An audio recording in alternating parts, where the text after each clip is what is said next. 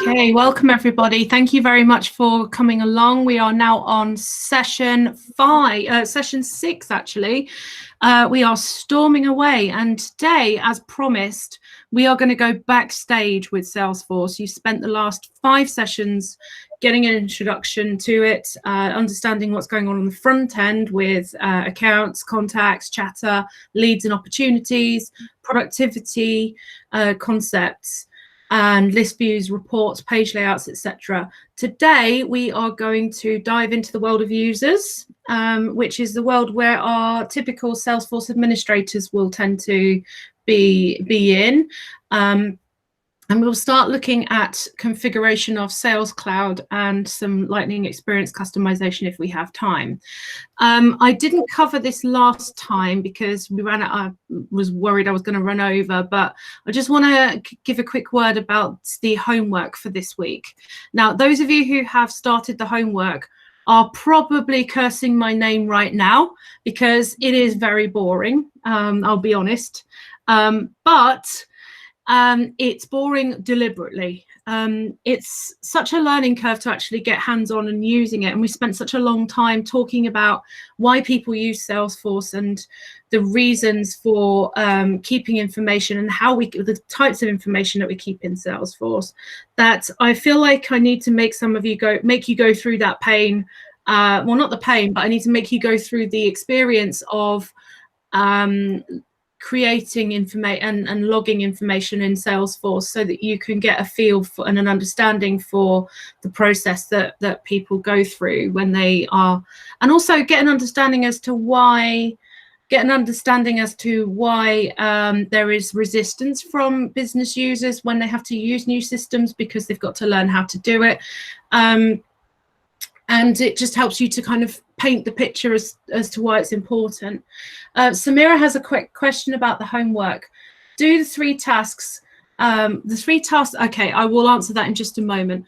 This week's homework, hopefully you can see my screen. I'll wait for the yeses to come in.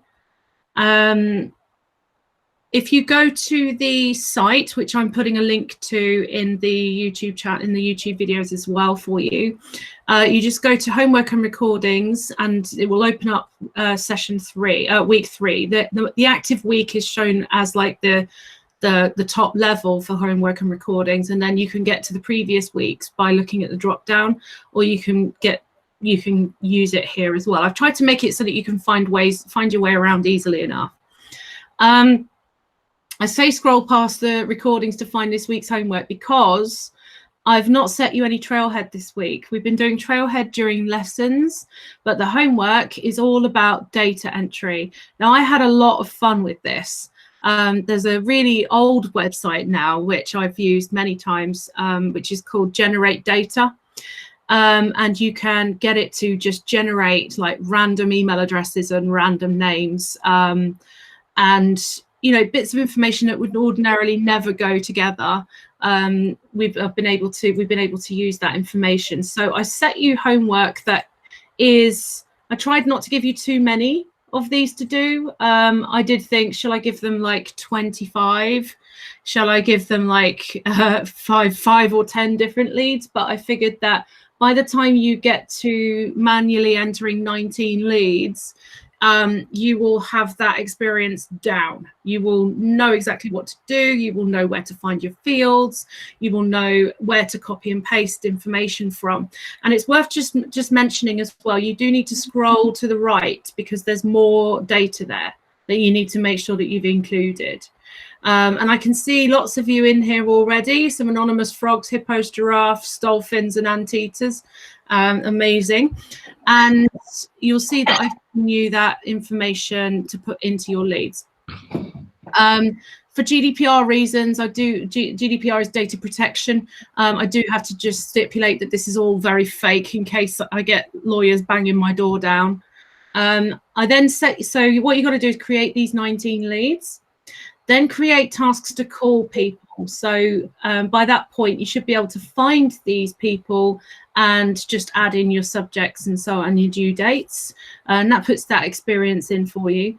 Then I ask you to convert these leads and create opportunities. And I threw in a couple of red herrings in there. whereby if you follow it in order, you may find some duplicates in there, but if you actually look at them, they're not duplicates. Hashim England, for example, is buying 25 bottles of beer for 23 grand. Must be really good beer. But then later on, you'll see that he's back again and he's buying 6,000. So he must have really enjoyed that beer. But he's getting 6,000 for, you know, a lot less. So the numbers don't make sense. It's completely randomly generated. You will be able to, the purpose of getting you to do this manually is either for you to go ahead and teach yourself how to import data, or for you to want to learn how to import data. But you have to. I would, if you can, avoid going down the data import route at this point, because I do want to talk about it later on in the course. You know, this is just to put some context around it. So watch your data carefully, because what you think might be a duplicate isn't necessarily a duplicate, and there's a different approach you have to take to add that opportunity. Taking Hashim as an example, you've already converted him here to buy this 25 bottles of beer, and the same for Nehru. So when you get down to the bottom of the list, it's actually less about converting leads. I mean, you can do that if you want, but it's more about just adding the new opportunity. So if you do it manual, it is horrible and boring and tedious. But once you've done it once, you've got that information firmly ingrained in your head, and you'll be more likely to receive, you'll be more receptive of the data import training later on, because you'll have that context. So have fun doing that. And if you have any questions, again, come back to the Q&A. So let's take a look at today's curriculum. We're going to go back into Trailhead. So I hope you're all nicely logged in. And we are going to take a look at a badge that's called Salesforce User Basics. So I'm going to just type that in at the top. And oh, look, it's found it. Marvelous.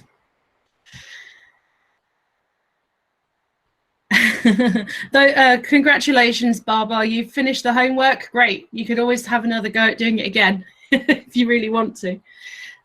So user basics is all about getting started. Let me just check this and make sure that it's still relevant.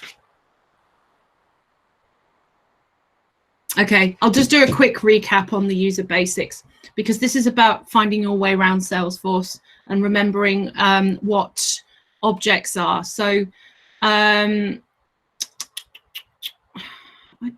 okay, so I'm going to give you a couple of seconds to read this table. So when we say record, what do we mean? When we say field, what do we mean? When we say object, what do we mean? When we say org, what do we mean? And when we say app, what do we mean? So take a moment just to read that. I will zoom in for you.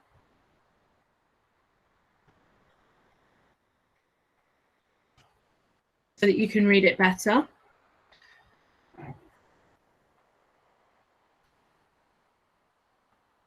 Meanwhile, I am going to open up my org.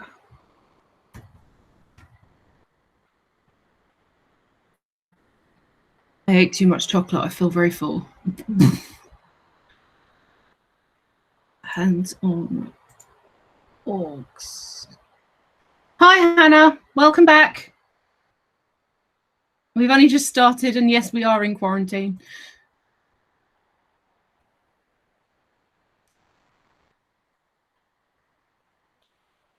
Okay, so what we're doing, Hannah, at the moment is we're just reading this table. So when we say record, what do we mean? When we say field, what do we mean? When we say object, what do we mean? When we say org, and when we say app. Now, I am going to yell out an example of one of these things, and I want you to respond in the chat what you think what you think I'm talking about. So Hannah, I'm sharing my screen. On the user basics badge, which Jamie has linked, you've got a table about halfway down the page where it says how Salesforce organizes your data. So we're just taking a moment to read that and make sure that we're comfortable with what a record is and an object is, an org, a field, and an app. Oh, okay. Sorry. Can't see my screen. Can everyone else see my screen? Okay. Lovely. Thank you, everybody. Okay, so you ready?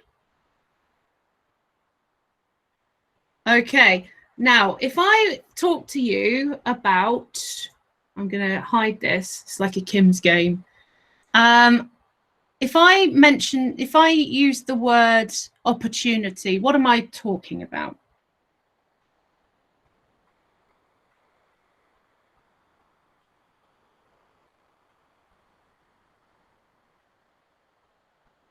Just going to wait for a few more answers to come through.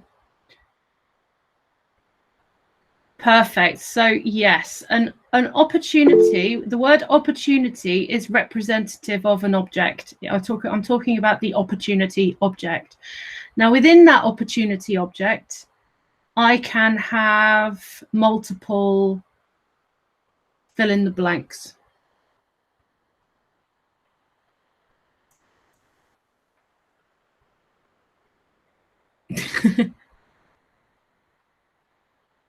That's right. You can have multiple records and also you can have multiple fields. So if I talk to you about, if I use the word metadata, can you, out of that example of fields, objects, apps, records, could you give me an example of which of those items are metadata?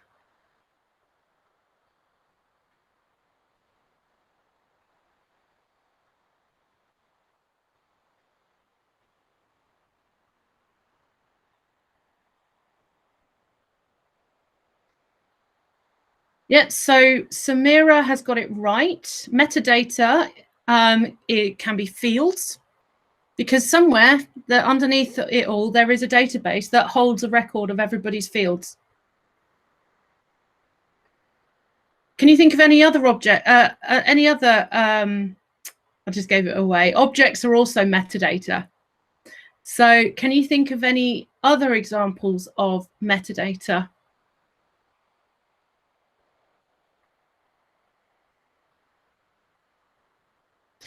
That's not quite correct. So records are actually pure data, because a record is a row in a spreadsheet, which is rows and columns. So we treat that as actual data, but the columns themselves are the metadata. The app is the metadata because the app contains an assignment of objects and an assignment of tabs and an assignment of fields, etc. So that is also metadata. We clear about that?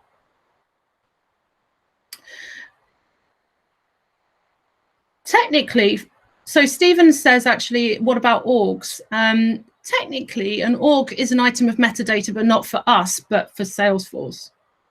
Because the org is going to be the org itself, Salesforce has a great big database, and within each one, it will have something like standard tables, and it will have the org ID, and then it will have all of the fields that sit within that org.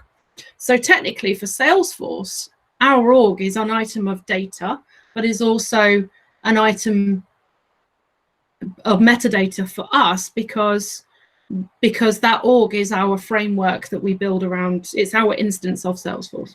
Okay. All right, pop quiz is over. Let's go and just have a look at this. So standard objects. We talked about at the beginning of the course. We talked about standard objects and custom objects. Can anyone give me an example of a standard object?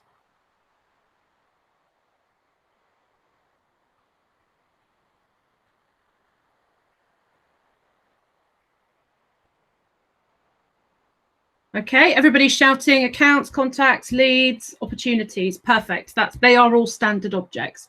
Now, within each object, you can also have standard fields and custom fields. Can anyone remember, this is a bonus point, can anyone remember how you can tell that a field is a custom field?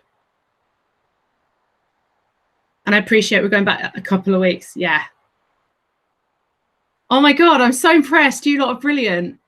Yes, so custom fields have the _C at the end of its API name rather than it on its label. So we're going to just really quickly finish off this. In fact, you know what? I'm going to skip this badge. You lot are all too good for it. I am going to go to, and I'm really impressed because you've all smashed it for the next few weeks. So I don't want to be too much of a delay on your progression. Oops. I'm going to go back to, oh, I did find it. So I'm going to ask you all to, in Trailhead, go and find a badge that's called Sales Cloud Configuration Basics. No, Hannah, you're fine. So you just look at my screen at the moment. We're all good. And well, until I'm telling you a complete lie. Go into Trailhead and find a Sales Cloud Configuration Basics badge.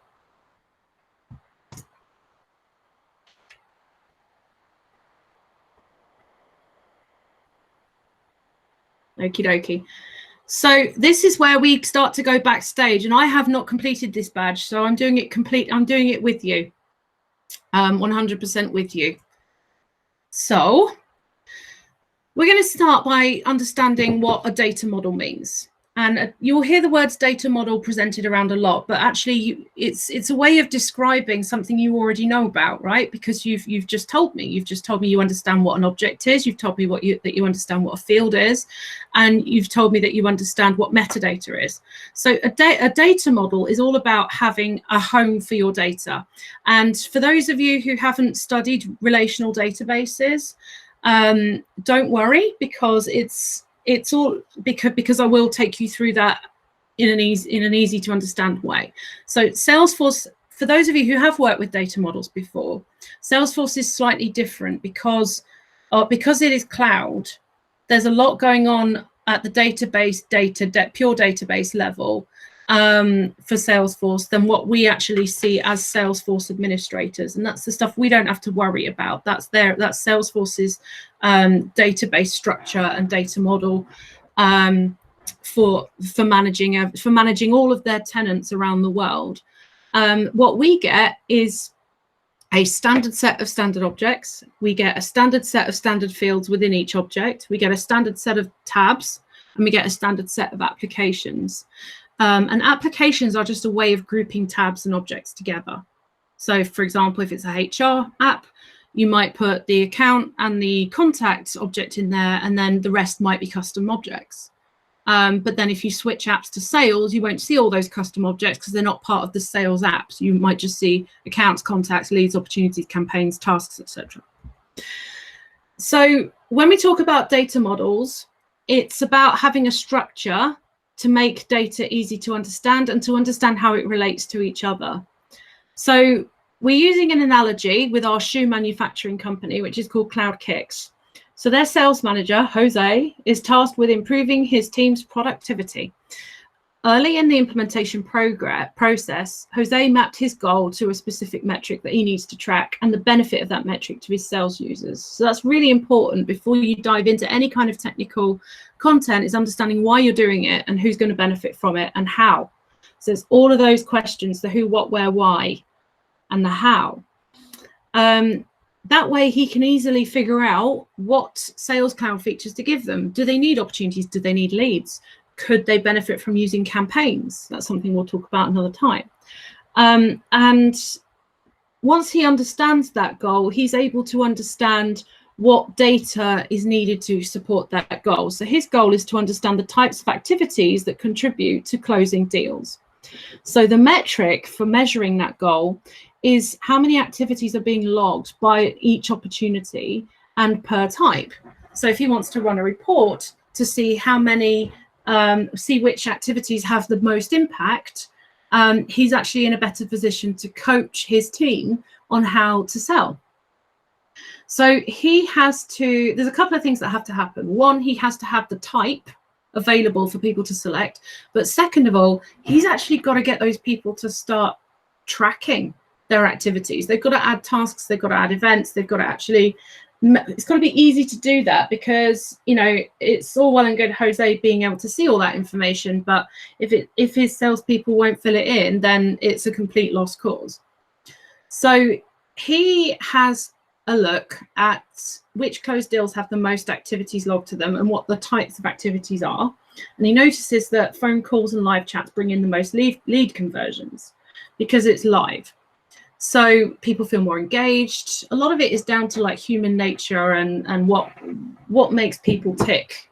And also the audience as well. I mean, a millennial like myself, I'm 36. I get really annoyed if I speak to a company and they don't, and I have to fill out, when I changed my name recently, I had to actually print out and send and post a paper form, and that really annoyed me. Whereas for other people, they might prefer that way of working. So increasingly, when we talk to customers about measuring these metrics, we have to have conversations about who are their audience and what's the best way to engage them, and looking at ways that we can enable this business to engage with people using their preferred method of contact. So he looks at all of those deals. He takes the insights and he makes them a bigger part of the sales process. So now sales reps are now spending more time calling and live chatting instead of sending emails. So he's basically navigating between two distinct sets of data. One is the deals that his reps are closing, and the other is the activities that are logged for those deals. So, and what do we know deals as in Salesforce? Drum roll, please. We track deals in Salesforce as opportunities, and we track our activities using an activity object. Now, these are two standard objects that behave in their own unique way in Salesforce. And that's the basic idea behind data modeling. We know that one opportunity could have multiple tasks against it, multiple events against it. So if we were to draw that out as a data model, we would have an opportunity object with activities underneath it. And there are specific ways to draw these out. Certainly as architects, one of our key things that we have to do is to listen to the business problem and actually figure out what the data model needs to look like.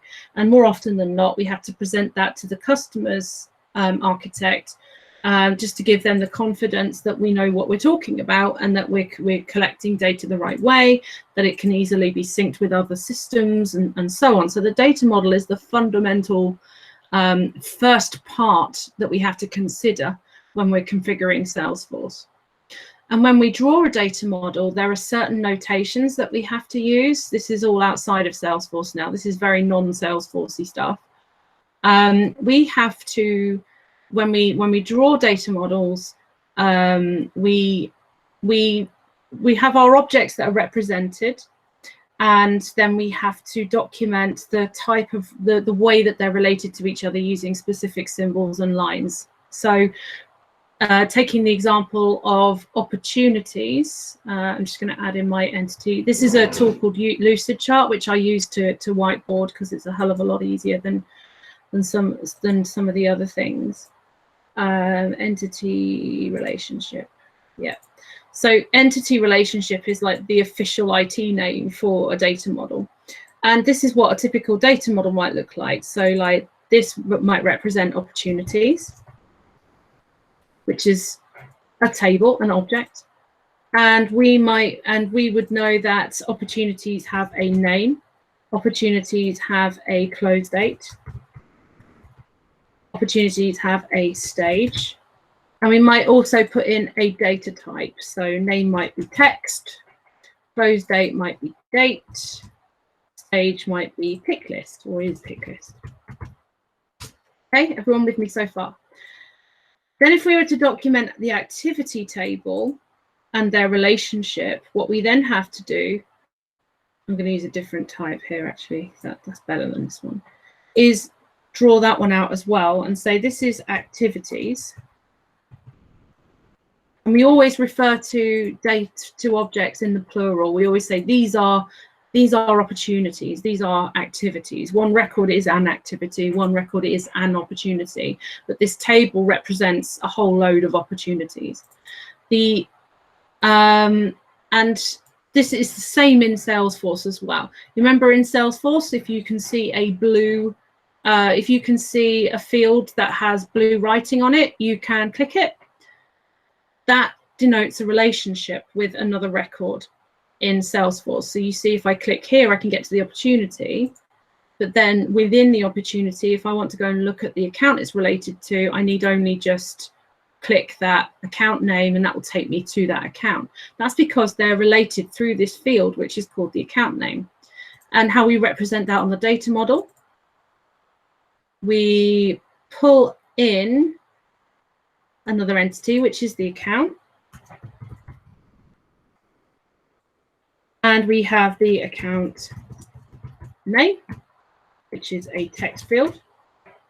And we have the account type, which is a pick list field.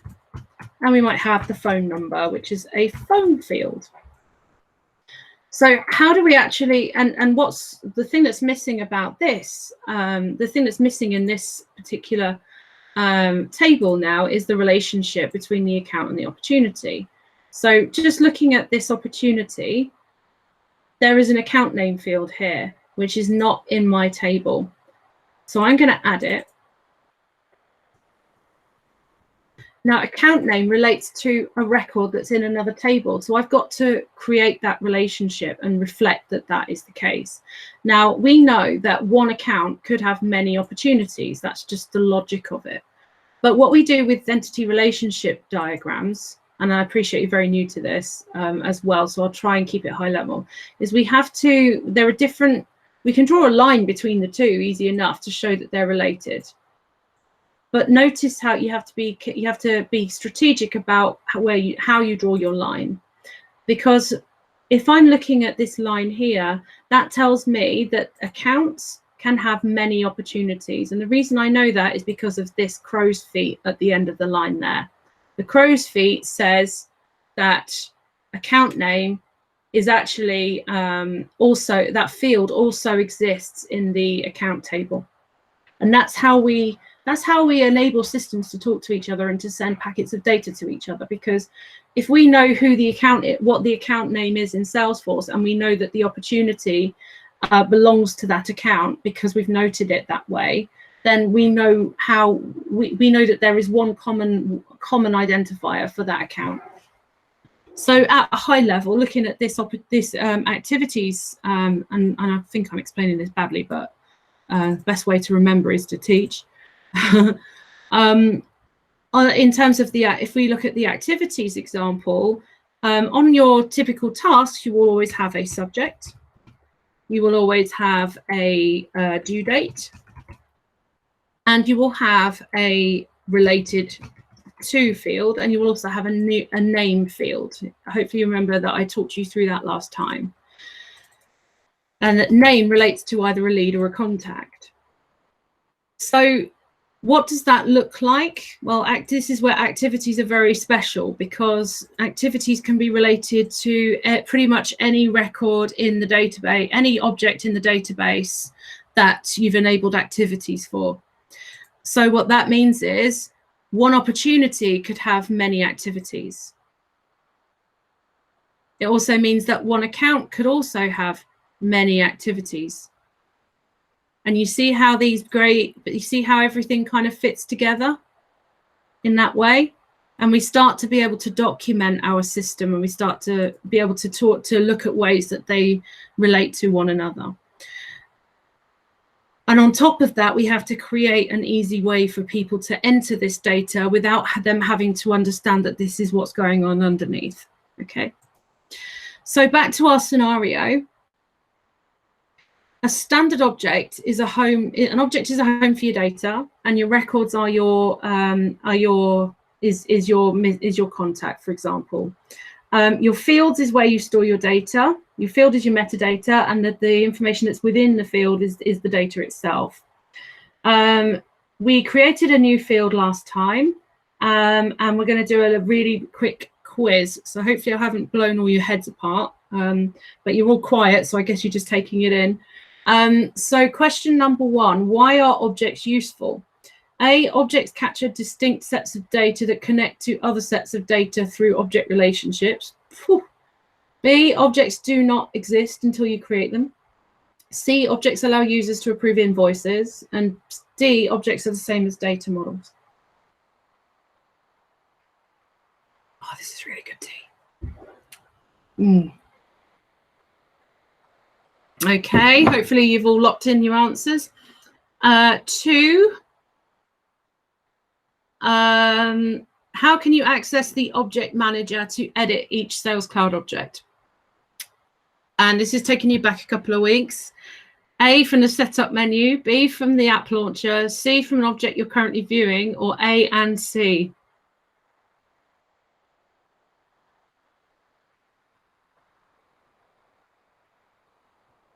Okay, should we have a look? I'm going to lock in A and C because if I go to the setup menu, which is the cog at the top, it will be second nature to you after a while. That opens up the backstage area. And C, from an object you're currently viewing, I can go to edit object.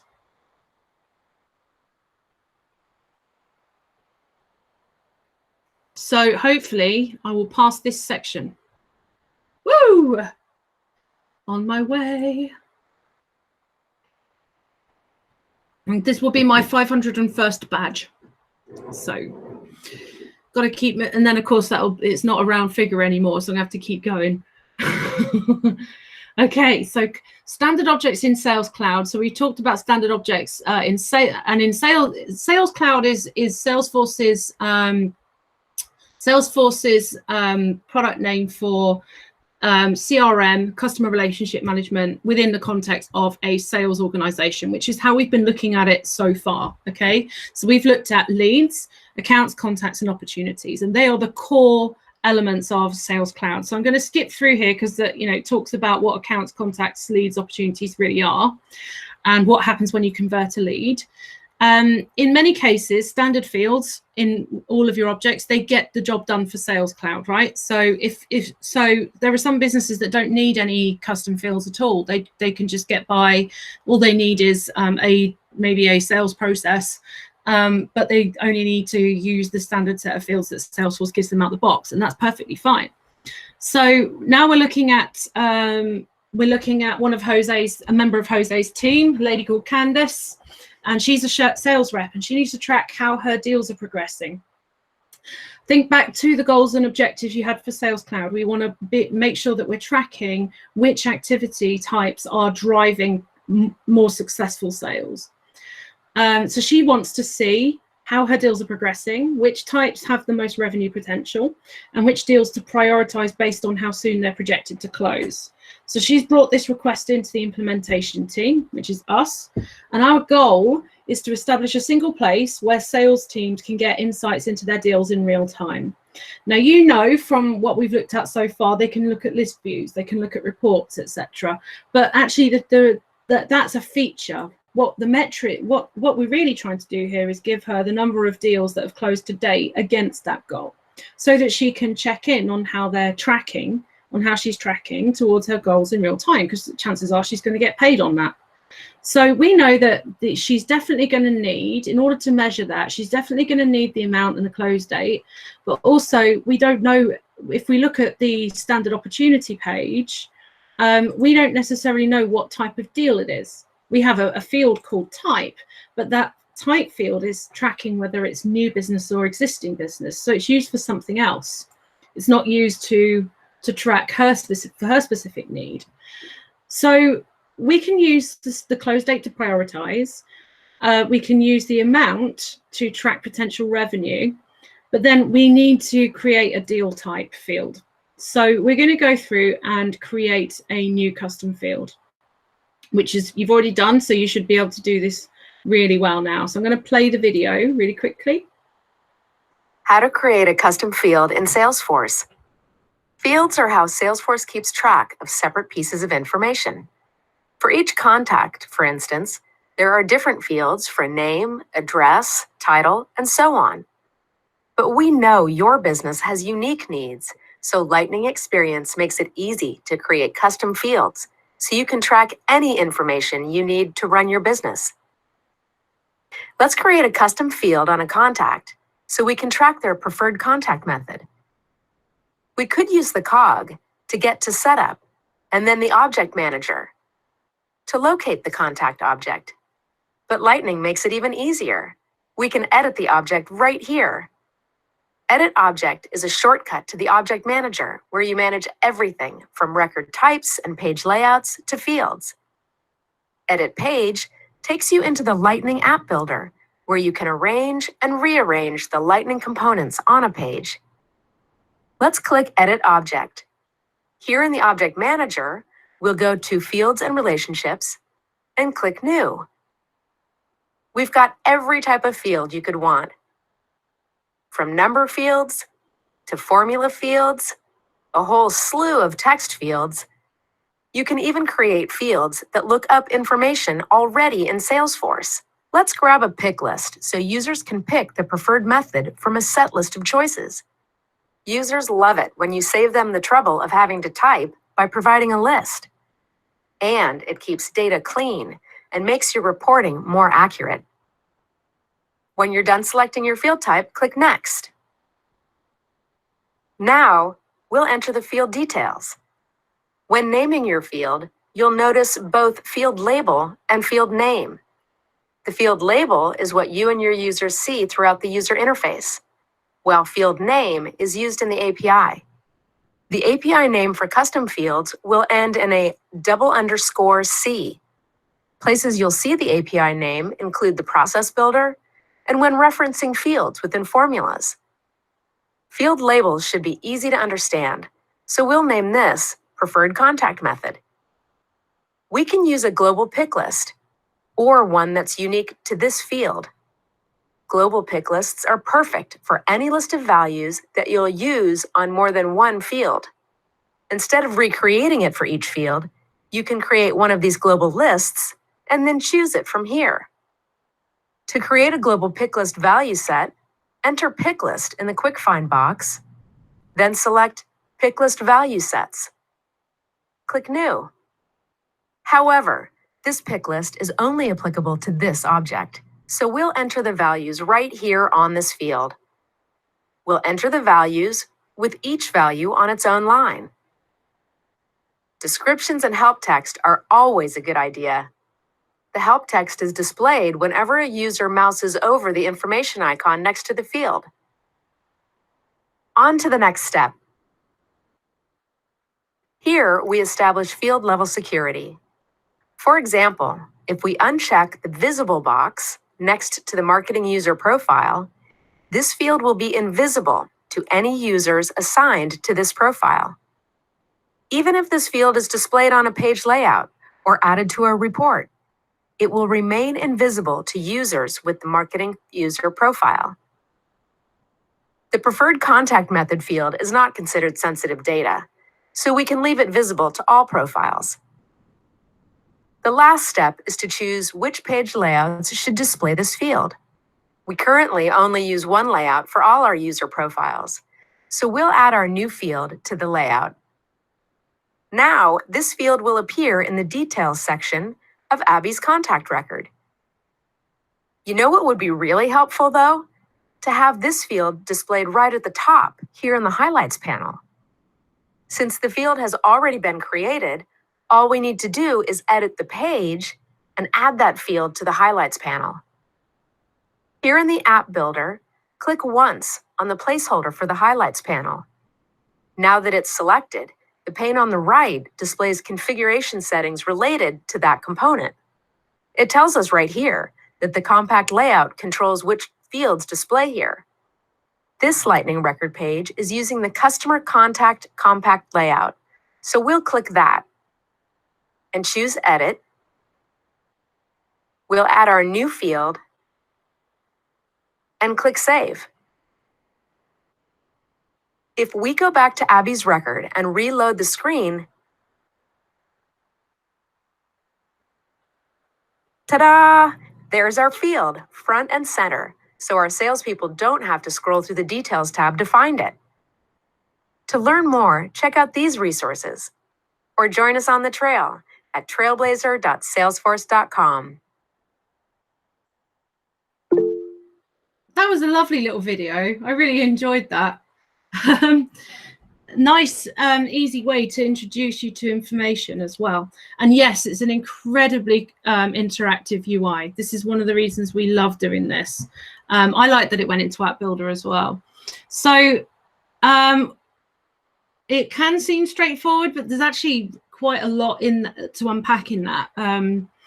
But the thing that's really important here is when you're setting up custom fields, think about your sales process stages and make sure that when you're configuring them, they actually add value to your sales reps to help them work better.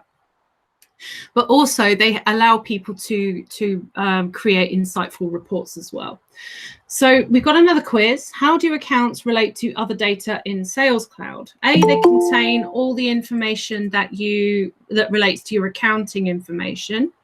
B, they're at the center of object relationships as you do business with customers over time. C, they are records that convert into other records. Or D, they don't matter much in Sales Cloud.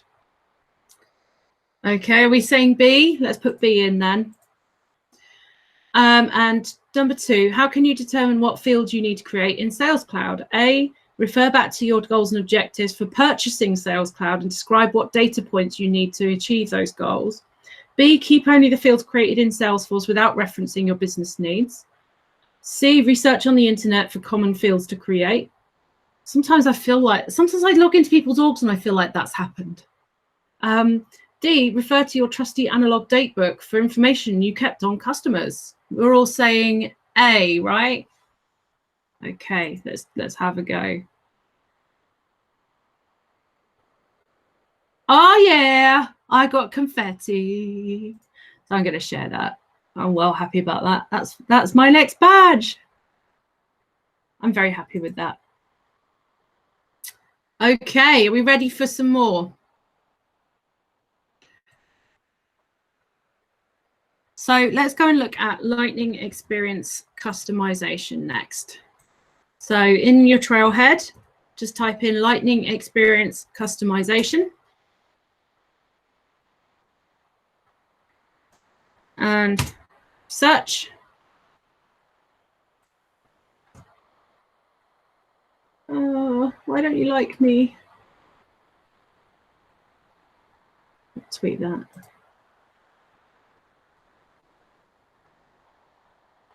Why don't you like me today?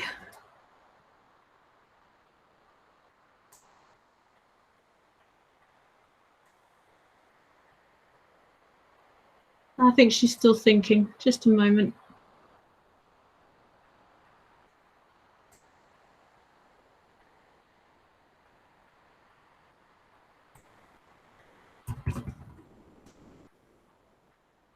Okay, so Lightning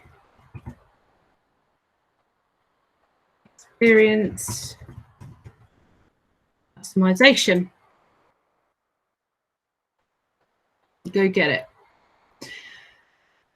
Okay, and we are going to, there's 2,000 points up for grabs here. So we're going to have some fun with this one. And this is where we are going to actually get hands-on. So I really hope you enjoy doing this. We're going to, first of all, just set up your org. So, but I think you will all have your orgs. Yeah, okay, right. Okay, so we're going to do this based on a scenario and a use case. So I hope you're all ready. We're going to get going. Yes. Oh, somebody has a question. Are accounts used as foreign keys on the relational database? I mean, do they link everything together? Betsy, foreign keys are used. Basically, any blue field that's hyperlinked is a foreign key on a page. So wherever you see the account name, you will usually see the account name on pretty much any object. There are exceptions depending on how you design your data model, but many people do link back to the account, in which case if you create a custom field of type lookup, then you're creating a foreign key there. I hope that answers your question. Yes, American spelling, American company. It's just c'est la vie. So in this scenario, then we're going to set up a new org for Ursa Major Solar. They are a Southwest-based supplier of solar components and systems. Small company, 200 employees, growing fast, looking at Salesforce to help the company grow a bit better. So it's expanding its energy consultation business. It's offering personalized energy assessments to its customers. They don't have a place to track and manage the results of those assessments. So we are going to use custom fields to help her track the results of those assessments. So we're going to create a custom object called Energy Audit, and we're going to create some custom fields for it. So let's go ahead and crack on with this then. So we're going to go to our My org. apologies. I couldn't hear what you said. I don't really care, Siri. You just go to home and into your setup area behind the cog, and that will take you backstage into the admin area where you can go to the object manager and click new and click to create a brand new custom object. I think at the same time we could actually benefit from drawing this out in our data model as well, just to give you that that additional exposure. So we're going to go create it from the object manager and set up, create a custom object, sorry. So we're going to go create custom object. And we go through this guided process. Oh, I'll slow down a bit for you so you can catch up. So in Salesforce, click your cog, go to setup.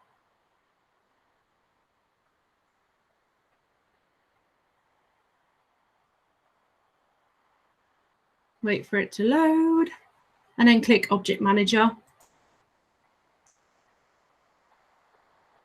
And then in the top right-hand corner, you've got two buttons. One is Schema Builder. Schema Builder is where you can, Hannah, it's in the top right-hand corner. So wait, if you look up where your, so in the corner where you see your face, you've got the bell to get to the left of the profile picture, then you've got the cog, so you hit the cog. So in your Trailhead Playground, if you log in, it'll take you to the home page, and then up in the top right-hand corner, you've got a cog for setup. Okay. And then you go to your object manager and you click create. And we're going to create a new custom object. Okay. Then we need to give it a name. So our custom object is called Energy Audit. So we're going to just type that in, Energy Audit, and it asks you for the singular label and the plural label. So so we're going to say that the singular label is one energy audit, and the plural is many energy audits. Now, because E is a vowel, we're going to click starts with a vowel sound, and that effectively changes how the language that Salesforce will use in the remainder of your setup by that point. Notice how it creates an API name for your object automatically, so you don't have to change it. If you do end up changing that, you really don't change the label of your custom object without good reason. Because it can be confusing for people working in the back end if you ever need to integrate with other systems. But it's worth noting, you notice how there's energy audit in the label with a space, and in the object name you get an underscore. You can't have a space in an API name. Okay. The next part that's important to note is that you're invited to define what the name of the record should be. Now, every single record in Salesforce needs to have a name, and that name could be one of two things. It could be a text field where you say this record represents Gemma Blizzard, or it could be an auto number which is generated automatically, from which point where you say this is energy audit number 1 or energy audit number 5, etc. So one of the things we end up having conversations with customers in, especially if they're moving into a new CRM system, is if they have got customer records elsewhere that have different reference numbers, at some point you need to decide whether you're going to go with the existing record like customer ID naming convention. So you might have customers, you might have a whole database of 1,000 customers, and the last record that was entered was record number 1,000. at some point when you cut over into Salesforce, you've got to decide whether you ditch all those old numbers or whether you and start again with Salesforce, or whether you want Salesforce to carry on so that the first record that is created in Salesforce is record number 1001. So those conversations are important to have with customers. In this unit, we are just using the, we are just leaving the name as it is. We are then going to find the search status button and allow search. And what that means is people are going to be able to search for this record by its name. We also want to, there it is. So I'm ticking that. And then we want to, and then at the end of it, we want to launch a new custom tab record, which means we want it to appear across the top of our app as a tab. There are other things that you can track. You can allow reporting on the object. You can allow people to post details of it in Chatter.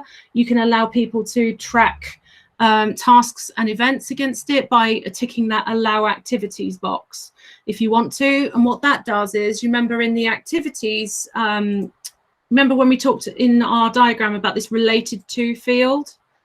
When you click that related to, it comes up with a second drop down, which is which object are you relating it to.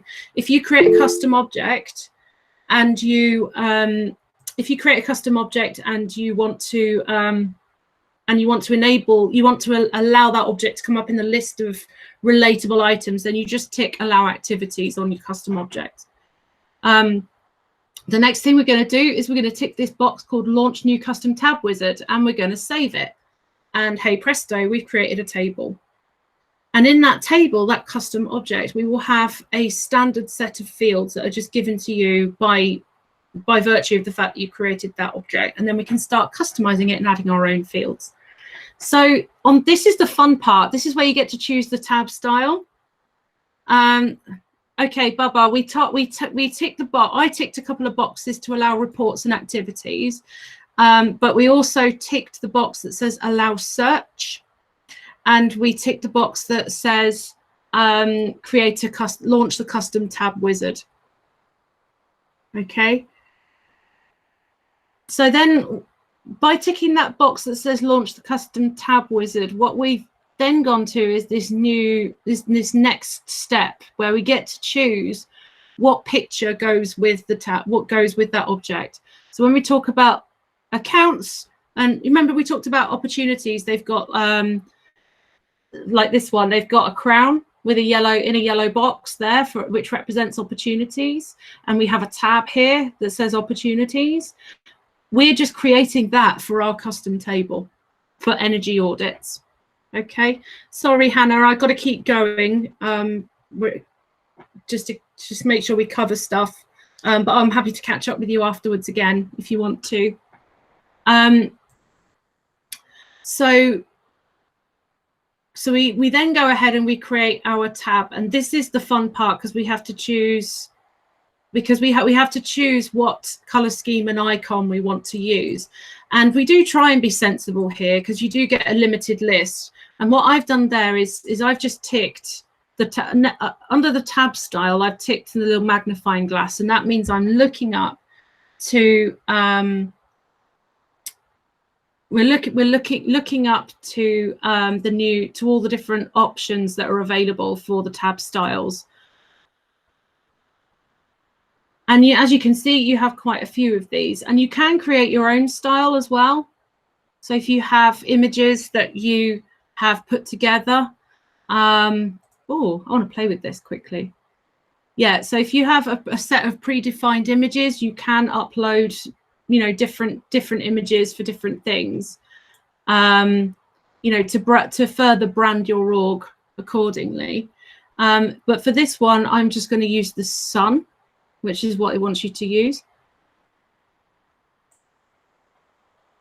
And you'll see that the tab style of the sun has now been selected. You can put in a description. It's excellent practice to basically, it's excellent practice to put in a description. So we can say this object represents energy audits.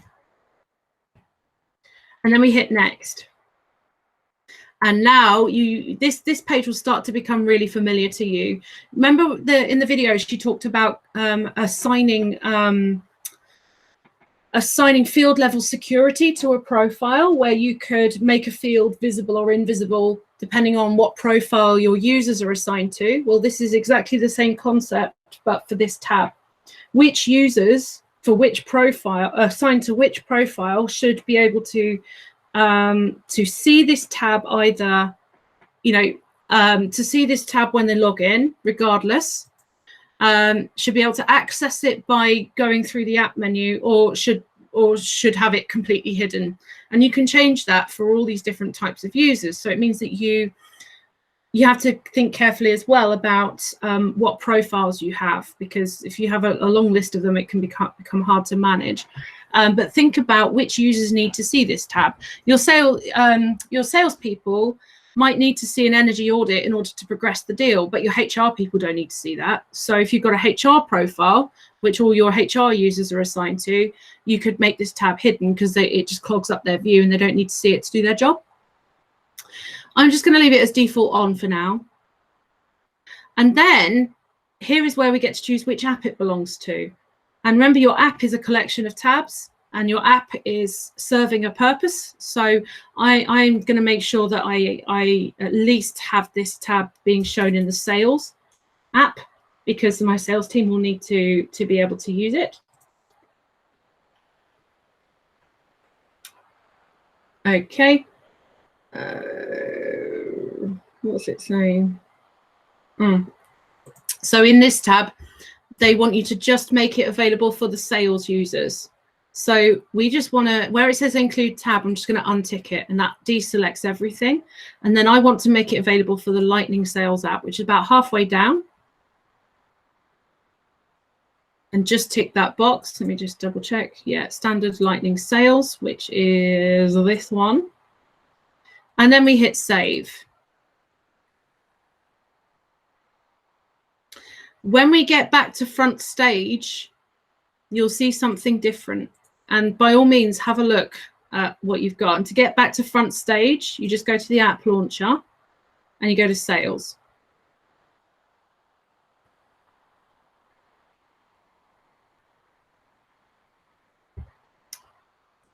Now, obviously, I've got a lot of tabs here, so my new object isn't showing there yet. I have to, across the top, I have to basically click the More tab, and then I can see my energy audits. Now, there's something else that you can do as a user. You can change the order in which your tabs appear by clicking the pencil. And then you could just pick up your energy audits and just drag it to a bit further up so that and then save it so that you see it here. Yeah. So I can see my new tab just here. And if I click on it, it looks just like any other object, like any other lead or opportunity, etc. Okay, and I've just created that in like 2 easy steps. So going back there, I'm just going to go back to setup. So I'm back. I'm still front stage. So I'm gonna click the cog and then go to setup to get backstage again.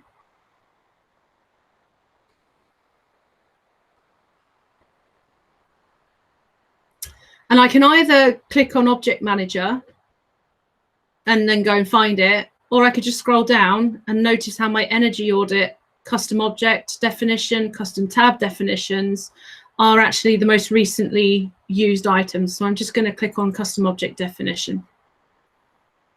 That will take me to this page where you can see the details of your object. And you can see what settings you've applied. You can see the fact that it's custom, and you can see that it's deployed. So, it can be used. And we're going to create some new fields. So in order to track our assessments, our energy assessments, we have to create fields to store the data. So we're going to create a new pick list, which is called type of installation. So I'm just going to make a copy of that. I'm going to go into my energy audit. I'm going to click fields and relationships. And this is the standard set of 4 fields that you're given out of the box. Created by, the last modified by. These are all, every object in Salesforce has a date stamp and a time stamp, and a whodunit stamp, if you like.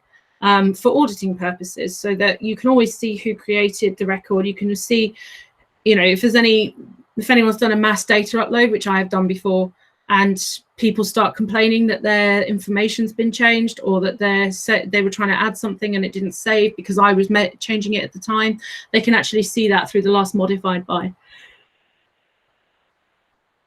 Now we're going to create a pick list.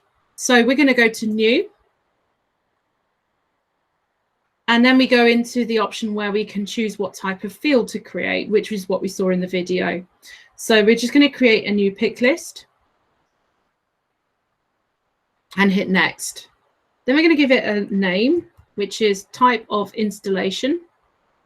And I just hit tab because I wanted to, because when you've actually entered it and you move to another part of this page, then the field name, the API name, creates itself for you. So that's just 12 years of habit. I'm not going to use a global pick list value set at the moment. I can create my values for now, and then I can promote my values to become a global value set later. If you find, let's say, for example, you create a country field, and you're going to use the country field in loads of different fields on different objects, that's when I might take one list that I've done and then create and then click to promote it to a global value set so I can use it elsewhere. But for this instance, I'm just going to enter the values with each value separated by a new line. So let's see, what does it want us to say? So we've got rooftop, carport, and ground mounted. So I'm just going to copy those and I'm going to paste them in here. And if one thing I've learned about Trailhead is I get fussy with these. I would like that to be capitalized, but it might break the checking mechanism for Trailhead, so I daren't touch it, to be honest. Okay. Then there's something else we have to do. We have to select use first value as a default value and then click next. And what that does is that when you then create a new energy audit, it will default it to rooftop because that's the one that's used most often. So the kinds of questions you might ask a customer around this pick list field is, are there any other ways that, are there any other installation types? You apart from ground mounted, is there a corporate one? Do you need to track corporate installations and audits slightly differently?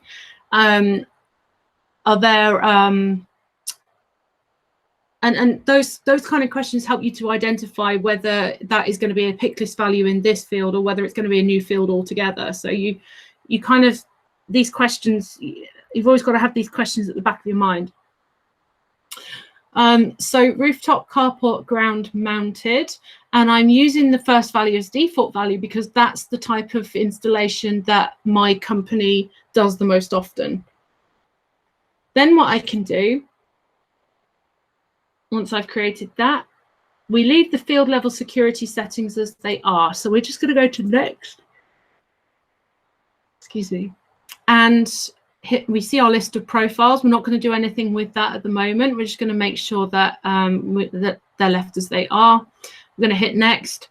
And then it asks us what page layout to put them on. So remember when we created the object, we got a very standard page layout given to us by default as well. And that's the layout we're adding our new field to. So I'm going to hit save. And now we have a new custom field, which, as you quite rightly called out earlier, has _C on the end of it. Okay, but we haven't, that one field isn't enough. We do need to actually track some more information here. We need to actually track the customer it belongs to.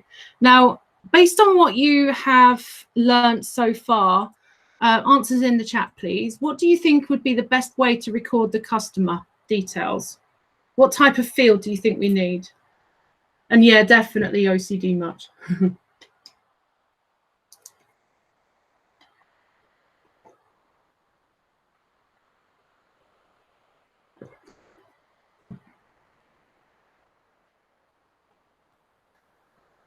That's right, Betsy. So let's look at why you wouldn't use text. If you use text, you're not going to be able to click through and get to the account. So, and also you're not going to be able to look at the account and see all the energy audits that have gone against that account. So that's why we would actually use a relationship field.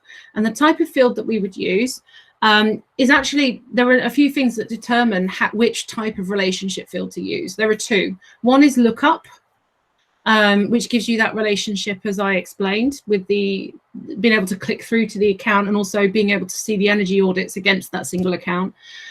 But there's also, oh, sorry, need to breathe a bit more. There's also a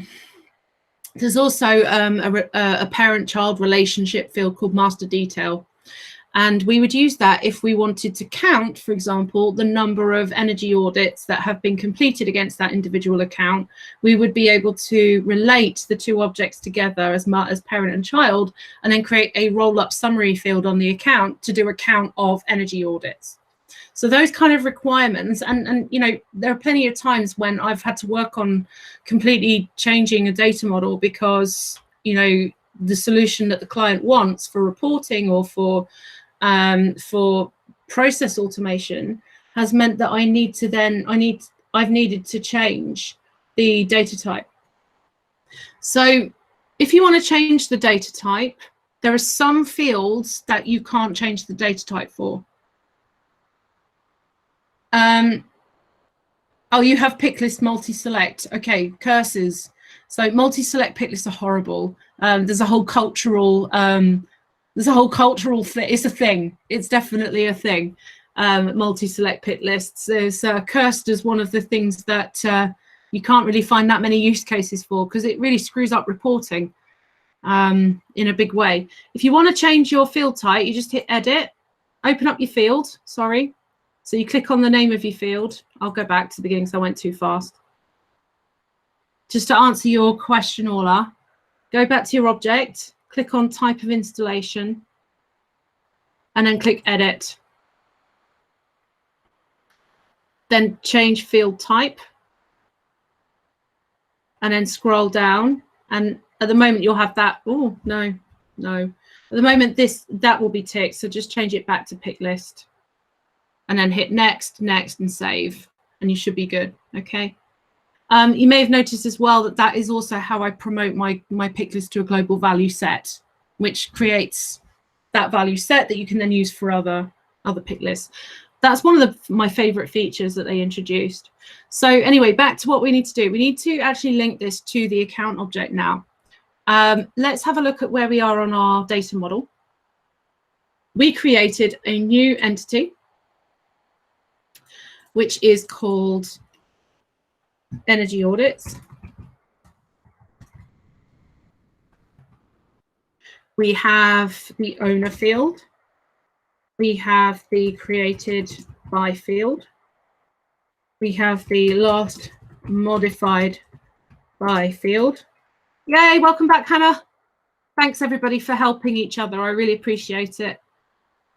We also have the type of installation field, right?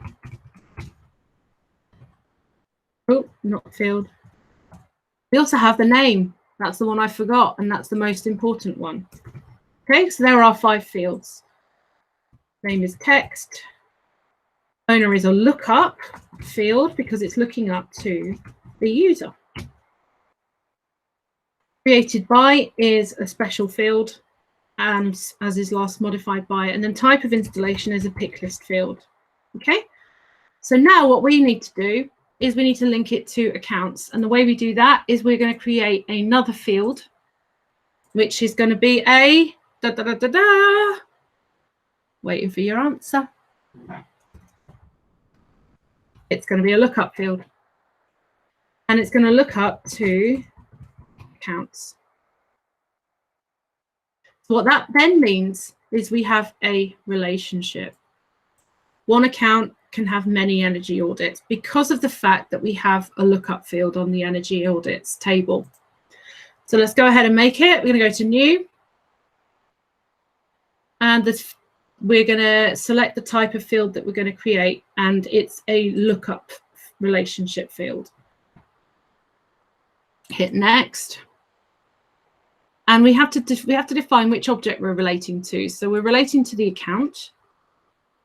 Hit next. And you can just leave that as it is. If you want to say account name, you can. If you want to say company, you can. You can have it how you like, really. But I think in this instance, they want you to say account. Now, you can actually then say that you can't save an energy audit unless there's a customer on it, which makes logical sense. Okay, so you can tick always require a field.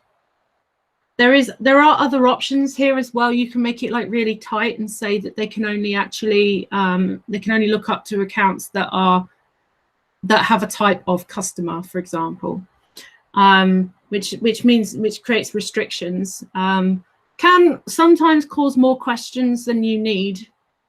So think carefully about lookup filters. I've hit next. Now, I don't get to change this because it's a lookup field. So, and because I said that and on the previous page, I've ticked the box that says always require a value.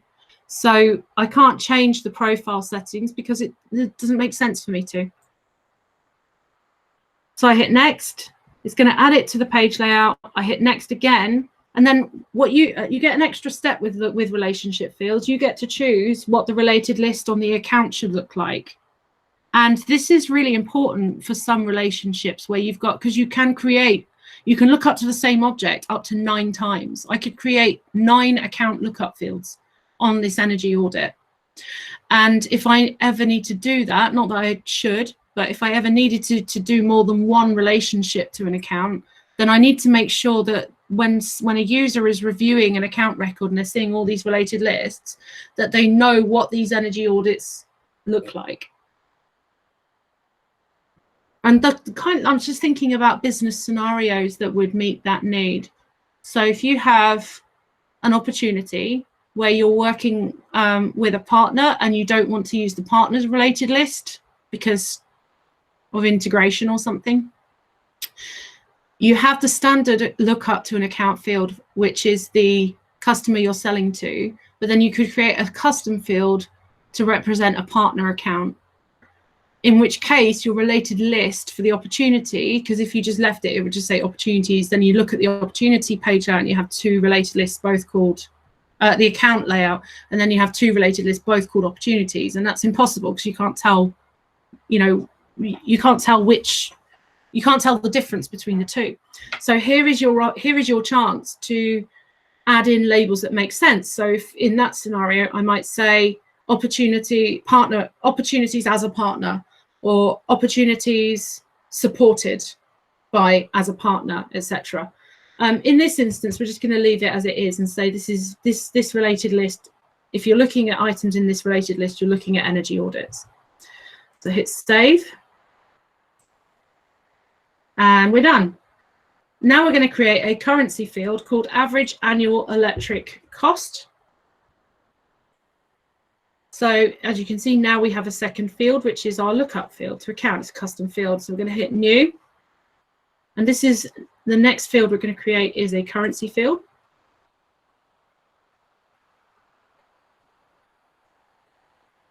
And I'm just pasting the name of the field in. So it's average annual electric cost. Now, this is where it gets a bit funny, because with currency fields and number fields, as I mentioned before, the value of the numbers in these 2 boxes have to add up to 18. I think I showed you this before. So if I put 2 decimal places with the length of 18 characters for the number, then it will actually give me an error. It will say it has to be greater than or less. It has to be less than or equal to 18. So I'm just going to change that to 16. So I'm going to allow 16 characters in my number. Yep, and 2 decimal places. There is some help text to put in here, so you need to add in help text, which is annual cost per square foot.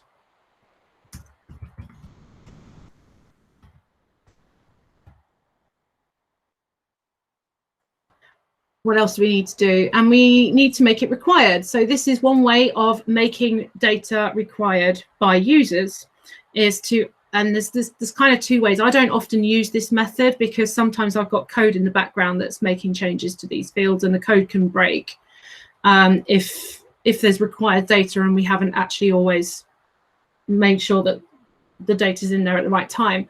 So we can actually make fields required here, but also at page layout level as well. So you can make it required for different people. Anyway, for this requirement, we need to make it required. So we're going to hit next. Because it's required, we can't change the visibility. So we hit next. It's going to add it to our energy audit layout. And so I'm just going to hit save and new because I know I've got some more fields to make, and it will just take me right back to the beginning of the process. Next, we've got a number field, the annual energy usage in kilowatt hours. So I just copied that from Trailhead, and it's a number field. So I'm going to scroll down until I can find a number and hit next. And I'm just going to paste the name of my field. And I'm going to check the decimal places. Yeah, don't need to worry about that. Then it's the help text is usage per square foot.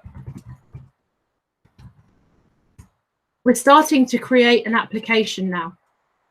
We're starting to create a place for people to store this information so that they can then action it later on. This, back in the day, this might have been a spreadsheet that people just add a row to, or it might not even be that. It might just be an email or an email thread where people have gone, when are we doing the energy audit? Yeah, okay. And then someone turns up with a clipboard. So any form that you see people filling out could easily be a custom object. So hit next. It's required again. So you don't need to change the visibility. And then I'm going to hit save and new. And finally, we have a long text area field that we're going to create. Now, remember in the video, she talked about the whole, she used an American word, but the whole load of different text fields that you can have here. So, if you have a simple text field, that's just a single line, empty box that allows 255 characters to go in. Text areas allow, text is for any combination of letters and numbers in one line. Text area fields are pretty much the same thing, but on separate lines. So you get a slightly bigger field space. It takes up a little bit more room on the page. You then have long text fields where you can add up to 131,072 random number characters on separate lines. My favorite by far is rich text, because on rich text it's like having a long text field, but you can add your own formatting, you can put images in, you can put links in, you can change it to bold, italic, underlined, etc. So if I'm doing notes fields, I tend to actually encourage those because it allows people to put bullet points in, which you can't do with a text area, with a long text area. And then finally, you have an encrypted text field, which is if you've got secret data like somebody's national insurance number, social security number, where you don't want people to see that information without permission, then you can create an encrypted text field, and that scrambles the data that you put in there. For this instance, the audit notes is 5 visible lines of long text area. So we're going to hit long text area. And we're going to say it's audit notes, and then it says how many lines do you want to see make available to a user when they are editing this field. So I'm going to hit 5, and there isn't anything else I need to do there. It's not required. Like the only way you can't really make those fields required without a validation rule, and even then it can get a bit weird. Leave it visible, hit next, add it to the page layout, and hit save. Now you've got a little form already.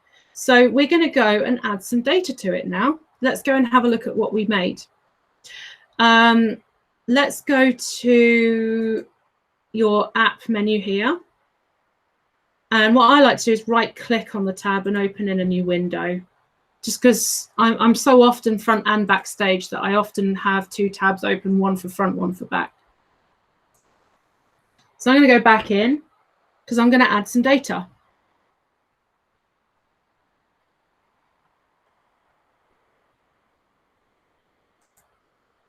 I'm going to go to my Energy Audits tab, just like you've all been doing for this week's homework, and I'm going to hit New. Just hit Sales, Hannah. Okay, and now here are all the fields I created. I've got my own little form. It's pretty cool, huh? And I can change how these fields are represented, and I'll show you how to do that a bit later. So this audit name is called Burlington Evaluation. I'm going to type that. I'm going to move this over here so I remember where I am. Burlington Evaluation. It is a rooftop installation. And here I can link it to an account. So we're going to link this to Burlington Textiles Corps of America. So I'm going to add it to that one. The annual average electric cost. Remember, she said if you hover over the help text, that little I that shows up next to the field, that's the help text that we put in earlier when we were creating the fields. So your average cost is 1.86. And your usage is 23. Now, some of you will see US dollars, some of you will see Indian rupees. You will basically see that currency in your local currency, and that currency is dictated on your user record. So we won't all have the same foreign currency showing there. Mine just happens to show pounds. Now, there have been times when I've had to go and change my yeah, that's correct. There have been times when I have had to go and change my org master currency to pass a trailhead badge, but that hasn't happened too often. So do we have any notes to put in? No. So let's hit save and new. Now let's add some more. So now it's created that, and it's given us a little preview. So our next one is UA Spring Assessment, which is a carport installation.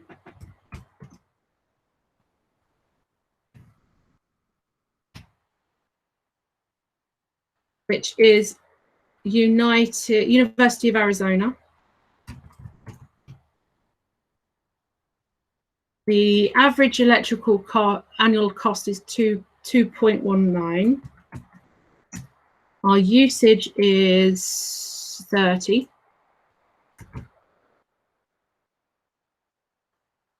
And we don't have any notes to put in. Cool. So let's hit save and new. So all we're doing here is just entering data.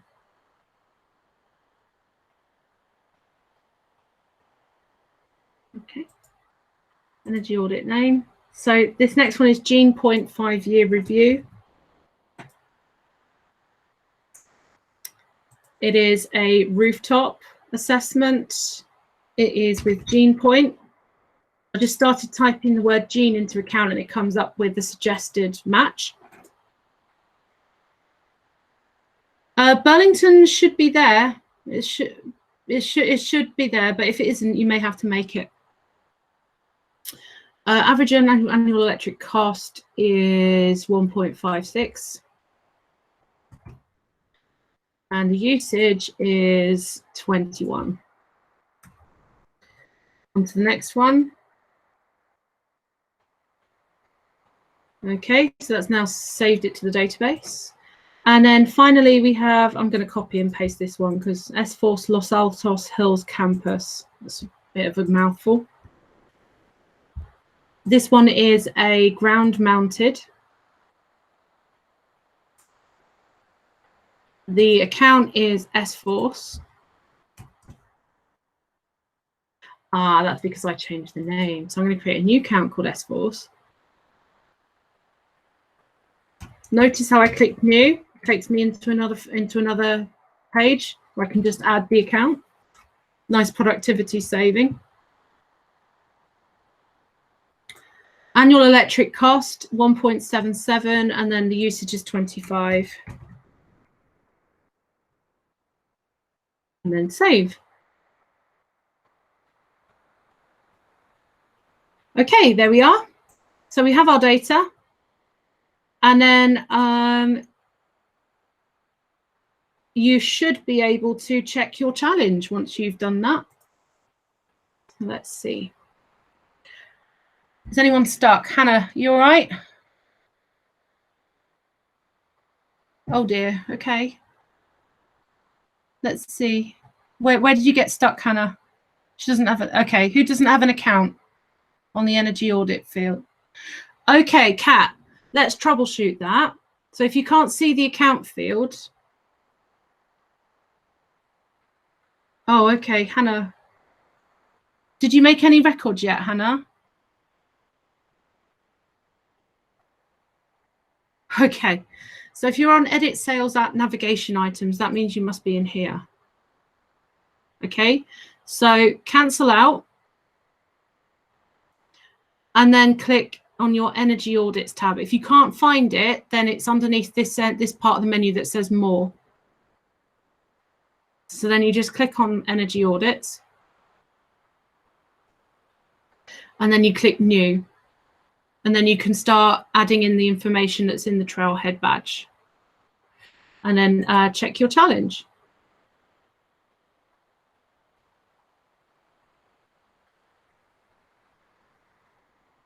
Shall I just give you guys a minute to catch up? No problem. So the bit about the pencil is how you can change the order that your tabs all appear in. Kat, are you still having issues?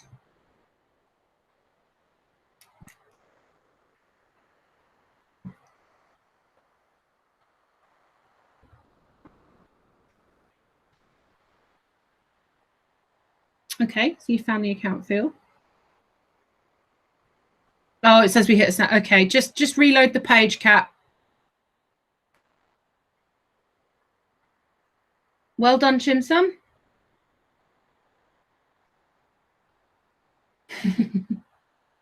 Little dancey person. Well done, Sharon.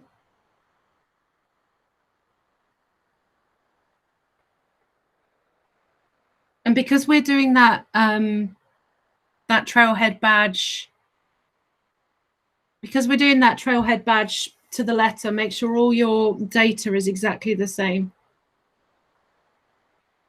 Review the following fields. Account. Kat, can you share your screen?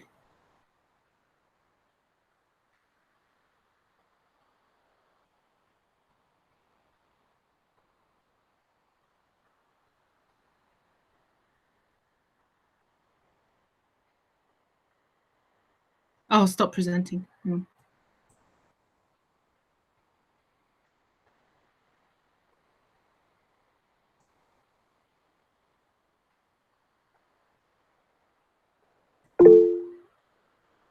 Bottom right hand corner, it says present now.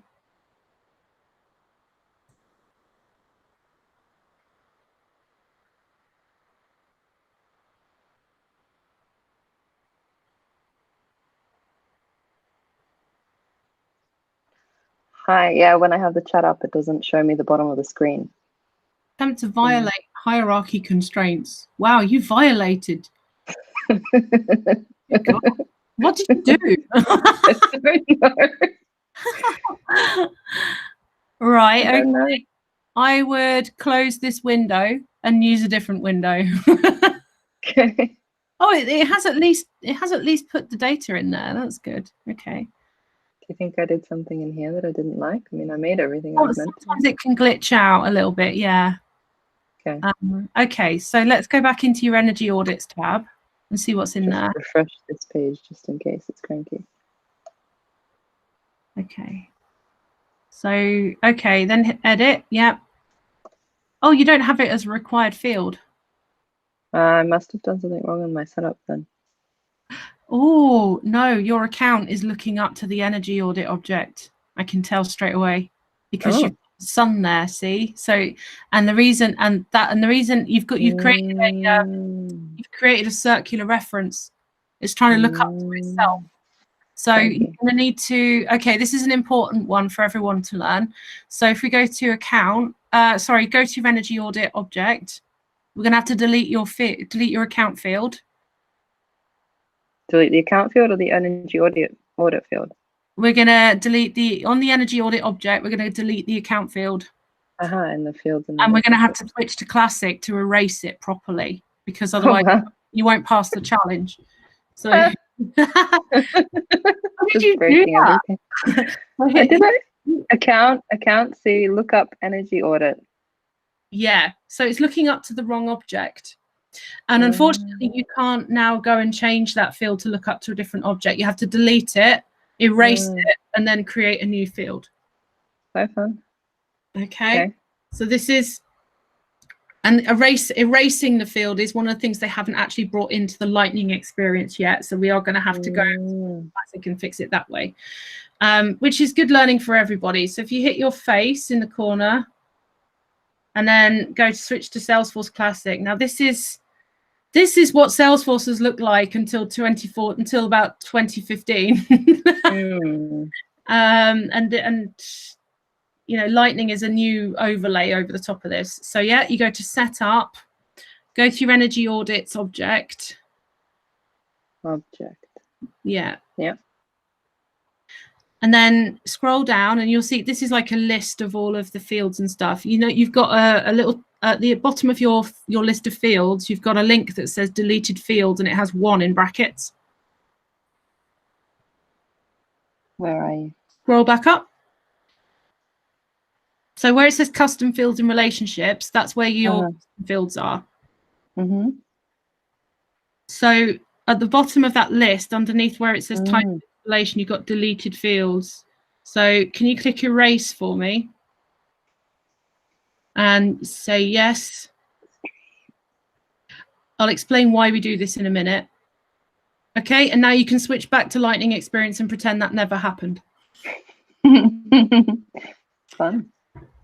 Okay, we had to delete the field, then erase it from Salesforce's servers. And the reason we had to do that is because when we go and create for the Trailhead challenge, we have to create a field that's called account. And if we don't erase that original field that you created in error, your new field, you'll have 2 fields on there called account. And first of all, it won't let you do that. But second of all, if it did let you do that, Trailhead wouldn't know what field to look at. And you wouldn't pass the challenge. You'd be stuck on it. So if you go back and create your new field and make sure it looks up to the account, I think you'll be good.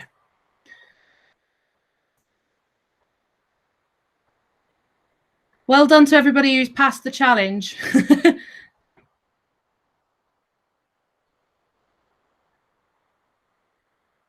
Okay, can you all see my screen? Oh, fantastic. Excellent. Okay, you all ready to go on to the next one?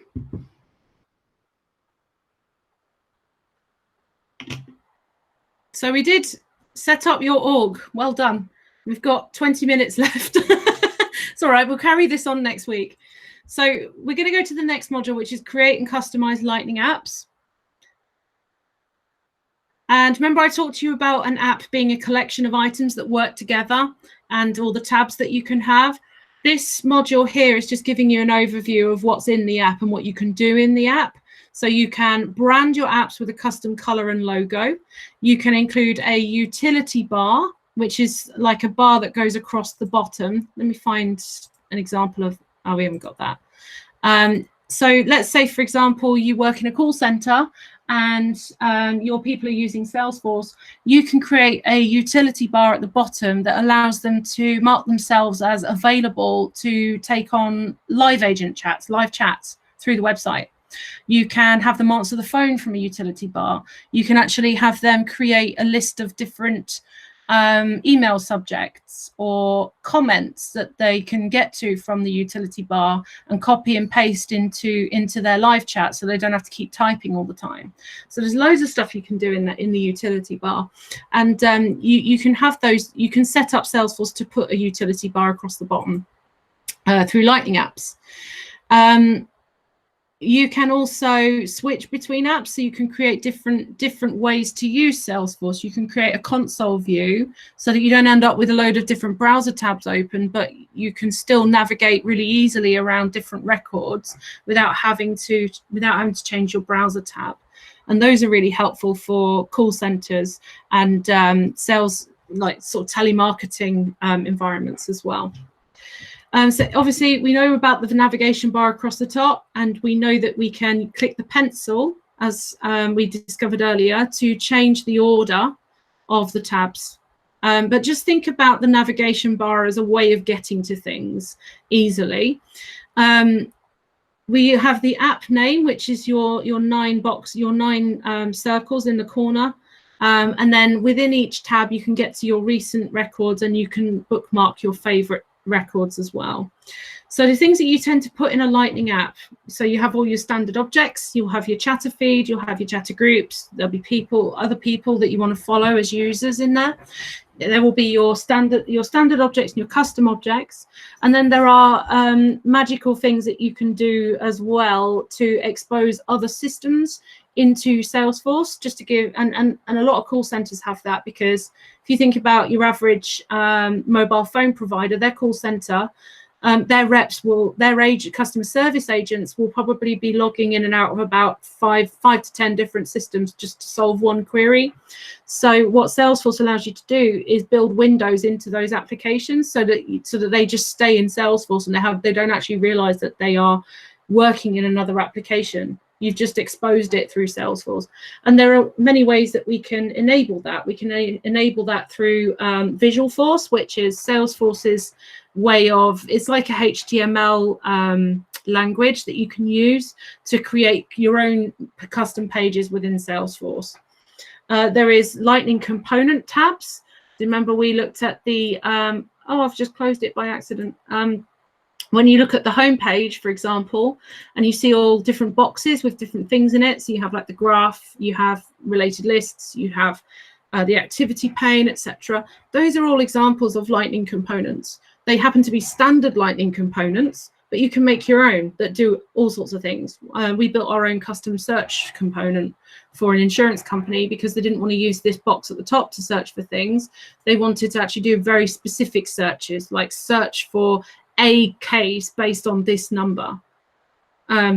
You know, this is actually better than that, but it uses a different, you know, that was what they couldn't get their heads around, the idea of using this box to search for absolutely everything. They're very used to using a very targeted search, and it became a deal breaker for them. So we did have to build that. So these are all Lightning components. There's one here, there's one here, and there's one here.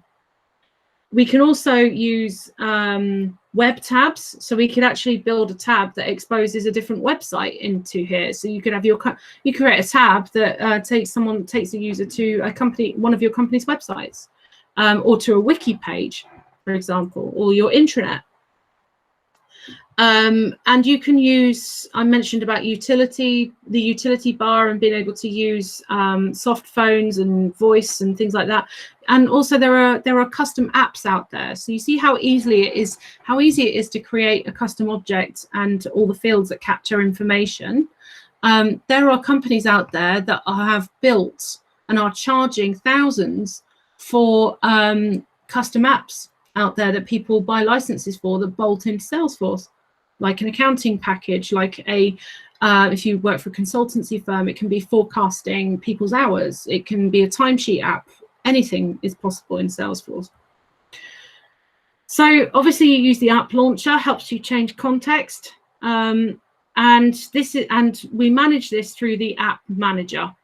So if you go into Salesforce and hit the cog and go to setup to go backstage, you will be able to see, when that's loaded, you'll be able to search for the Lightning Experience App Manager. And this is where you can actually create new apps, where you can see which apps are available and which ones are visible, and you can manage them as well. So you can choose which tabs belong to each app. So, so we're going to go ahead and create a new app, everybody. So if you go into your setup, so we're going backstage. Why am I front? Okay, yeah. So we're going to go backstage, and my favorite thing to do to search for things is to use the quick find and the search setup.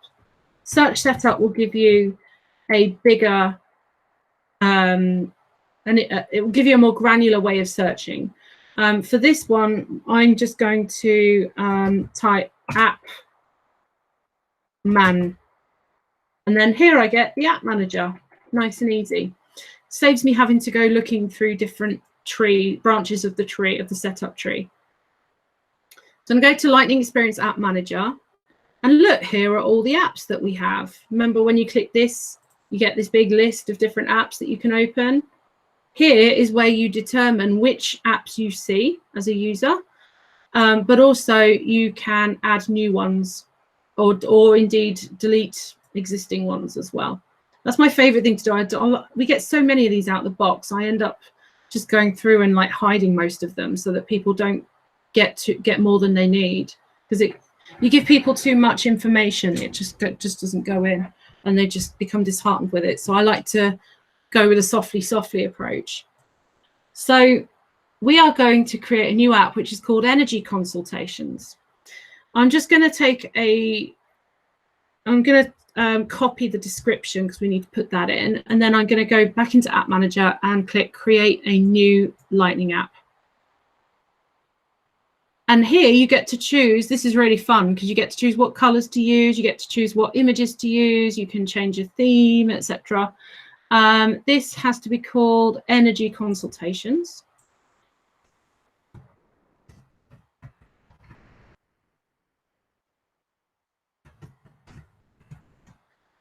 Notice the developer name is there automatically if you tab. And then in the description, I'm going to paste what was in the Trailhead badge. It says use any image of your choice. So I'm going to find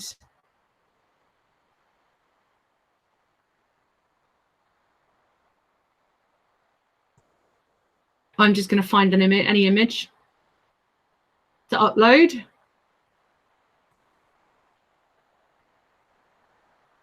And then you can hit, it does actually stipulate that you need to use a certain color. So every color, those of you who are familiar with that, every color of the spectrum has certain numbers, and when you display those colors on the internet, they're given a very specific code, which is called a hex color value.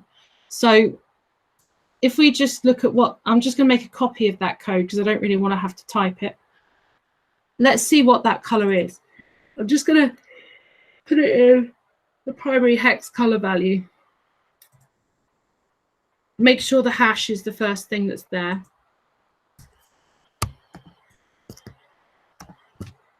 Okay, click away and it goes orange. Hooray. So then you get a little preview and it says, right, when you are looking for the app, this is what you will see. You will see that test and production meme, which is one of my favorite memes. App options, leave it as it is. Don't add any utility items. Then it tells you what navigation items to add to the app. So let's go ahead and hit next. It is a standard navigation. So we're leaving all of those settings as they are. And we're leaving those settings as they are. And now we get to choose what are the tabs we're going to include in our app. So hopefully this will give you some context. So we're going to leave the home page in. And there's a long list, so I'm just going to start typing. So home, chatter. I'm a big fan of searching. I can't be bothered to scroll. Groups.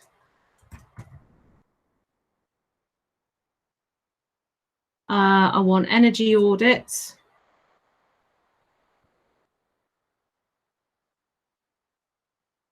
And I want accounts, contacts, products, and tasks.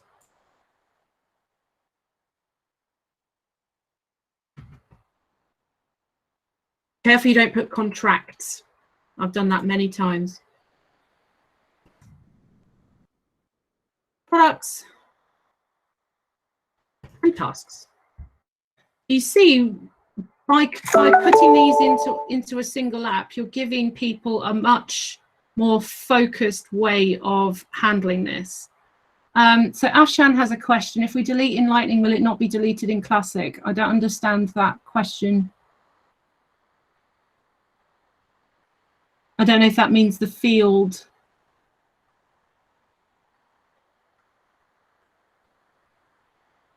Okay, I'll address that one later. Third-party apps as well, Betsy. Oh, the account audit field. Oh, okay. No, it's not so much that, Shan. It's that when you create. So when you create, Lightning is basically an interface, and that interface within Lightning, there's the actual core product of Salesforce is exposed through Lightning. So previously, Salesforce used to be server side. It was like a website. So anything you changed on the page, you know, there wasn't most of the stuff was happening on the website as opposed to happening in your browser. So what that meant was you couldn't add in things like keystrokes, keyboard shortcuts. You couldn't add in, you know, scrolling up and down, etc. It was very limited way of interacting with Salesforce. Now, imagine if you productized something like that and you had to strip it all down and start again using JavaScript, which enables you to take advantage of some of those productivity features. You know, that's like 20 years of work just gone.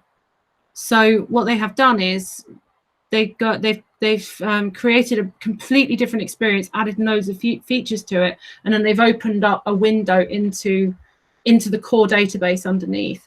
So what that means is when we create a field in Lightning, it will write over into the core Salesforce application, and it will create that field. But then if we need to go and delete it, we can delete it in Lightning, but then there's still some stuff that they haven't brought into the Lightning experience yet from the original experience, like hard deleting fields. There's two ways to delete fields. One is the soft delete, where you just delete it and then it automatically goes after like 15 days. And then there's hard delete, where you have to go and erase it. You delete it once and you have to go and erase it so that you can carry on. So if you've made a mistake, for example. So that was a very specific situation that we went through. I'm happy to answer questions on that offline. So let's plow on. We've got 8 minutes. So now we've added all of our tabs to our app. So I'm going to hit next. The next thing we have to do is assign this app to a user profile. Okay. So we are going to assign it to system administrator because we're going to test it. But in real life, we would assign it to a consultant's user profile. So I'm just going to type in system and select system administrator, and then click that little the add button here to select it, and save and finish. And that assigns the app to that profile. So when a user is assigned to the profile, we'll get to the app. Okay, let's have a look. Now we can test it. So from the app launcher, find and select our app, which is called Energy Consultations. And there you have it. Here's our app.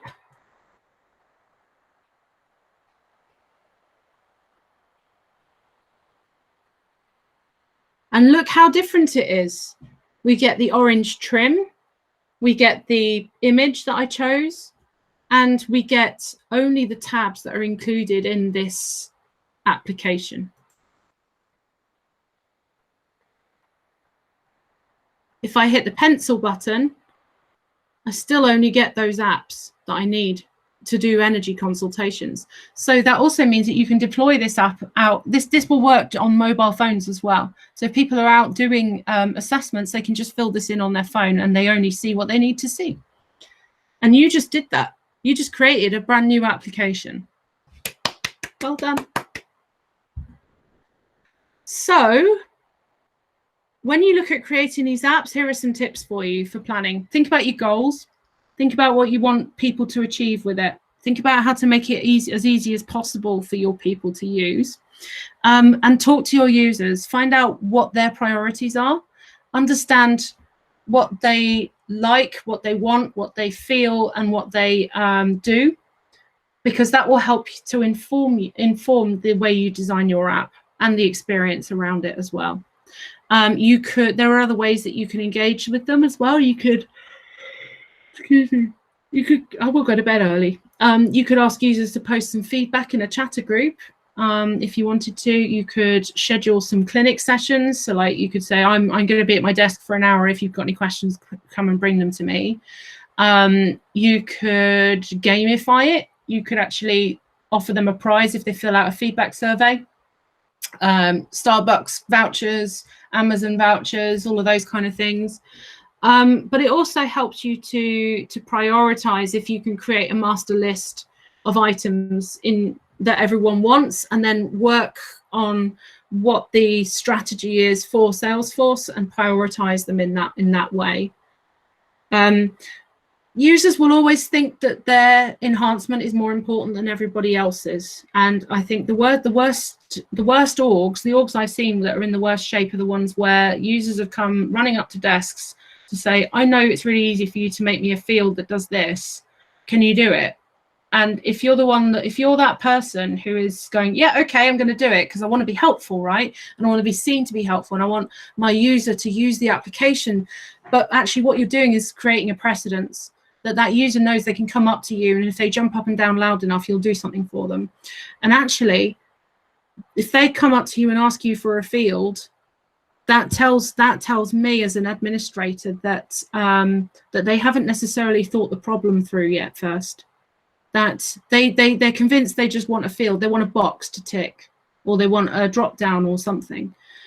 Your role in this is to actually not say no, but to say, okay, tell me more about what insights will you need from this field, because that will tell you about whether it needs to be in a report.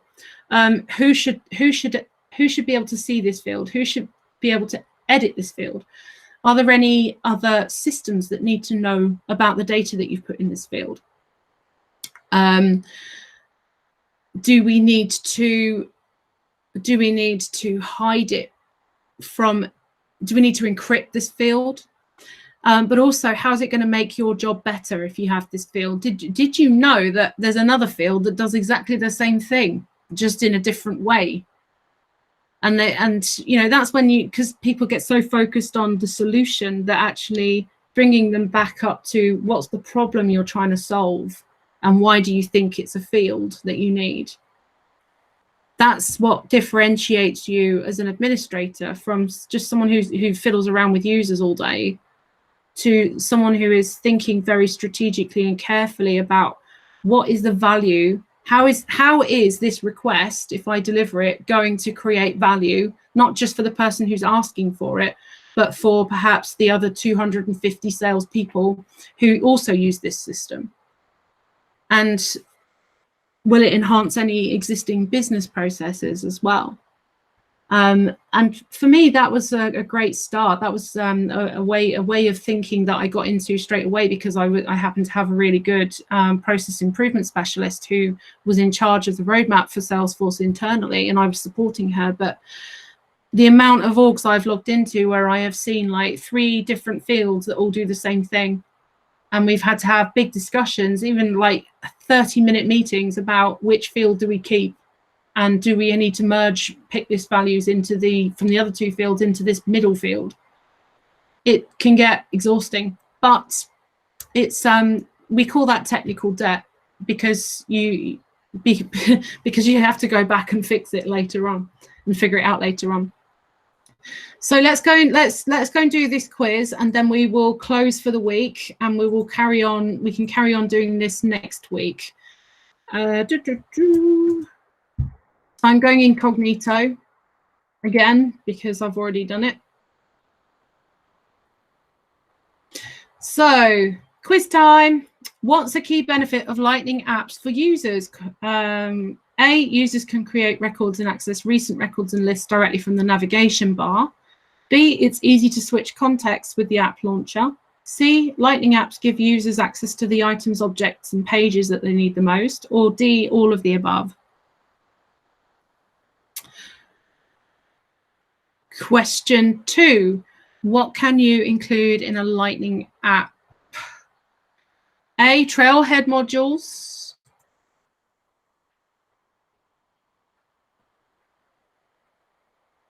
B, custom sound effects and flashing text. You can do that if you really want to.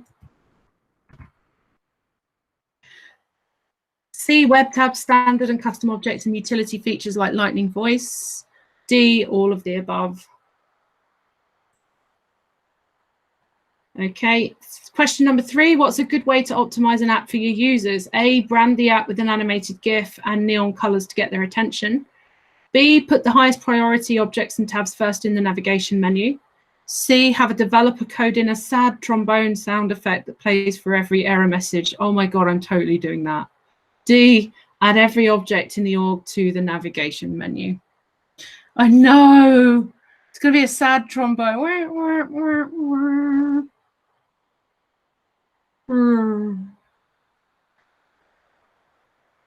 Okay, hopefully you've all smashed that quiz. And I think, because we've managed to do 2 of these, we will go into list views, compact layouts, page layouts, buttons, links, and actions on Monday. So congratulations, everybody. Well done. And thank you for sticking with me on this one. You all did really, really well. And thanks for coming.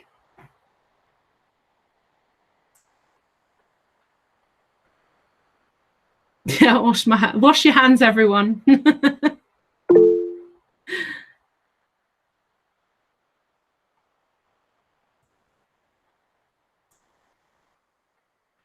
Yeah, it was a bit of a hard one today.